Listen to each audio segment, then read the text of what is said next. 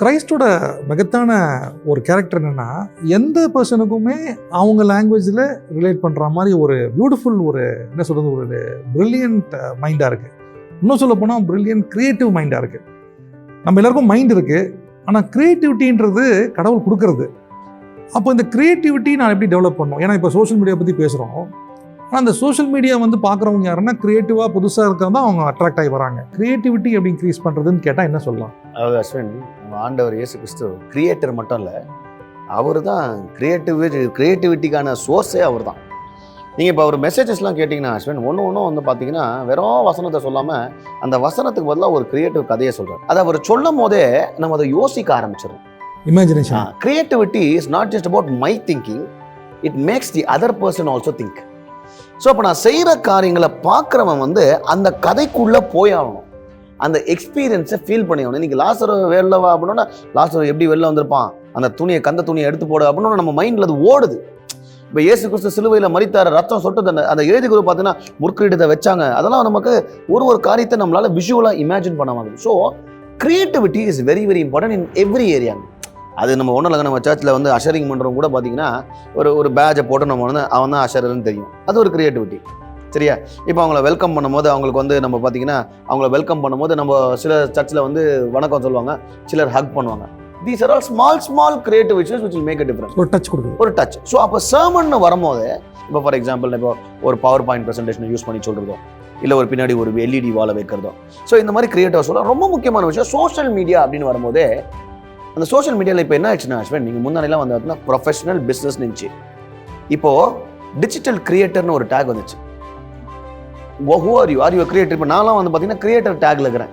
ஏன்னா கான்ஸ்டண்ட்டாக நாங்கள் கிரியேட் பண்ணினே இருக்கிறோம், கத்தருமே கிரியேட் பண்ணிருக்கோம். ஸோ அதனால் இந்த பாஸ்டர் வேற, நம்ம பாஸ்டராகி வேற பைபிள் படிக்கிறதோட முடியல. நம்ம இப்போ கரண்ட்டில் என்ன நடக்குது, என்ன காரியங்கள் நடக்குது, அதனால ரொம்ப முக்கியமான விஷயம் we need to read books, we need to watch videos. ரொம்ப நிறைய எஜுகேஷன் வீடியோ அந்த கிரியேட்டிவாக இருக்கிறதுக்கு நான் ஒரு டிப்பு சொல்லுவேன்னா, டெட் டாக்ஸ் இருக்குல்ல, இந்த டெட் டாக்ஸ் நம்ம பார்த்தோன்னாவே முக்கியமாக பாஸ்டருங்களுக்கு அந்த 10-12 நிமிஷத்தில் அவன் எப்படி பேசி டெலிவர் பண்ணுவான், எப்படி ஒரு ப்ரெசென்டர் பேசணும் அப்படின்றதுக்கே அவன் 10 பாயிண்ட் விட்டுருக்கான். எவ்வளோ கிரியேட்டிவாக நம்மளுடைய பர்சனல் ஸ்டோரிஸை சொல்லணும், ஒரு ஜோக்கை சொல்லணும். ஸோ அதனால் சர்மனாக இருக்கட்டும், யூடியூபாக இருக்கட்டும், இன்ஸ்டாகிராமாக இருக்கட்டும், எல்லாத்துக்குமே கிரியேட்டிவிட்டிக்குன்னு ஒரு வேல்யூ இருக்குது. கிரியேட்டிவாக இருக்கிறதுக்கு நம்ம we need to take some efforts. அப்போ தான் அது ஒர்க் அவுட் ஆகும். சும்மானா ஏதோ போட்டால் ஒர்க் ஆகும். இந்த ஹியூமருக்கும் பைபிளுக்கும் ரொம்ப பெரிய டிஃப்ரென்ஸ்ன்ற மாதிரி. ஹியூமர் இல்லைப்பா, சர்ச்சுக்கு வந்தால் சீரியஸாக இருக்கணும், பாடும்போது ஒரு வர்ஷிப் மூடில் இருக்கணும், எல்லாம் அதெல்லாம் இருக்குது, ப்ரோட்டோகால் கரெக்ட் தான். ஆனால் is there humour in Bible? ஏன்னா God is a very innovative God. அவர் நிறைய ஹியூமர் வச்சுருக்காருன்ற ஒரு பார்வை திருப்பி எனக்கு தோணிகிட்டே இருக்குது. ஆனால் அதுக்குன்னு நம்ம ஹியூமரை மிஸ்யூஸ் பண்ணக்கூடாது. ஆனால் என்ன சொல்கிறேன், அந்த ஹியூமர் ஆங்கிளை ஏன் நம்ம ஒதுக்கியே வச்சுருக்கோம் அப்படின்ற ஒரு கேள்வி வரும். அதாவது என்னென்னா, ஜீசஸ் வெப்டின்னு மட்டும் தான் ஒரு வசனம் இருக்குது, ஜீசஸ் லாஃப்ட்னு எங்கேயுமே இல்லை. அதனால நம்ம ஆளுங்க வந்து எல்லாமே வந்து அப்படியே விட்டுறாரு. ஆனால் நீங்கள் ரொம்ப நல்லா கவனிச்சிங்கன்னா ஜீசஸோட பதில் எல்லாமே பார்த்தீங்கன்னா ஒரு ஹியூமர் இருக்கும். அவர் கொடுக்குற பதில் எல்லாமே எல்லாரும் வந்து இந்த இதுக்கு மேலே நம்ம கல் அடிக்கலாம் அப்படின்வாங்க.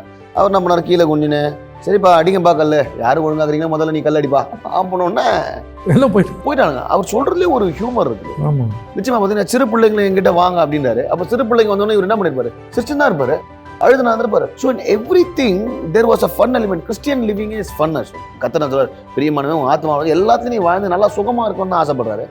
நம்ம ஆளுங்க நினைச்சுக்கிறாங்க ரிலிஜனை சீரியஸாக எடுத்துக்கிட்டு, கிறிஸ்டியானிட்டியை சீரியஸாக எடுத்து, டீச்சிங்குமே சீரியஸாக எடுத்துக்கிறாங்க. நெக்ஸ்ட் வந்து இன்னொரு விஷயத்தை நான் இங்கே சொல்ல வரணும்.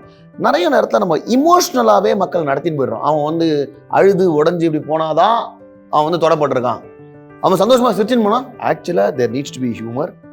Humour only will uplift the depress soul. So அதனால நம்ம செய்கிற காரியங்களை bit of humour is always necessary. ஃபுல்லாக அவன் தமாஷா இருக்க முடியாது. a bit of humor is necessary because that's what Jesus also did.